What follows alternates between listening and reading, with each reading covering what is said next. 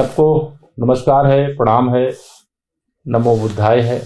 और मैं सम्राट चंद्रगुप्त मौर्य जी की जयंती के अवसर पर आप सभी देशवासियों को, आप सभी प्रदेशवासियों को, आप सभी देश और प्रदेश के जो लोग दुनिया के किसी देश में रहते हैं, उन सबको सम्राट चंद्रगुप्त मौर्य जी की जयंती की हार्दिक शुभकामनाएं देता हूं। और आपसे अपील भी करता हूं, हम जयंती क्यों मना रहे हैं? हम जयंती इसलिए मना रहे हैं कि हमारे पुरखों ने, हमारे पूर्वज सम्राट चंद्रगुप्त मौर्य जी ने एक साधारण व्यक्ति से एक असाधारण व्यक्ति के रूप में, एक साधारण बालक जो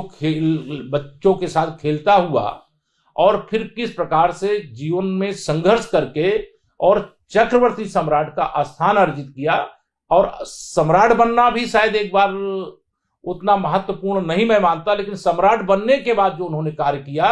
उस कार्य का अगर आप स्मरण करेंगे, किस प्रकार से देश की सीमाओं का विस्तार किया, किस प्रकार से देश की सीमाओं को सुरक्षित रखने का काम किया, किस प्रकार से दुनिया के अंदर जो विश्व विजेता बनकर के घूम रहे थे उनको पराजित करके विश्व विजेता बनने का जो गौरव हासिल किया,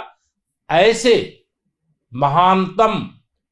शासक के रूप में चक्रवर्ती सम्राट चंद्रगुप्त मौर्य जी की जयंती मनाने का आज हमें सौभाग्य मिला है। मैं इसकी बधाई देते हुए आप सबसे आह्वान करूंगा, जो हमारे पुरखों ने किया है वो हम भी करेंगे। और यह नहीं है कि हमारे पुरखों के अंदर जो था उनका आशीर्वाद आज हमारे साथ है, हमारे अंदर भी कोई चंद्रगुप्त मौर्य छिपा होता है, वह प्रकट करने की आवश्यकता है।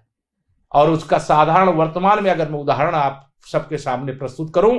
तो भारत के प्रधानमंत्री श्री नरेंद्र मोदी जी हैं। आज चक्रवर्ती सम्राट नहीं होते, लेकिन आज ये विश्व के सबसे शक्तिशाली नेता के रूप में, प्रभावशाली नेता के रूप में, सफल शासक के रूप में, एक साधारण परिवार से निकल करके, एक गरीब परिवार से निकल करके और आज भारत के प्रधानमंत्री के रूप में नेतृत्व प्रदान करने का काम कर रहे हैं। मैं भी उसी परंपरा से एक साधारण किसान परिवार में पैदा होकर के चाय की दुकान से चाय बेचते हुए आज मैं भी उत्तर प्रदेश जैसे विशाल राज्य में लगातार दूसरी बार उप मुख्यमंत्री के नाते यहां सेवा कर रहा हूं। आज मैं आप सबको अपने महान सम्राट चंद्रगुप्त मौर्य जी की जयंती पर बधाई देता हूं, शुभकामनाएं देता हूं।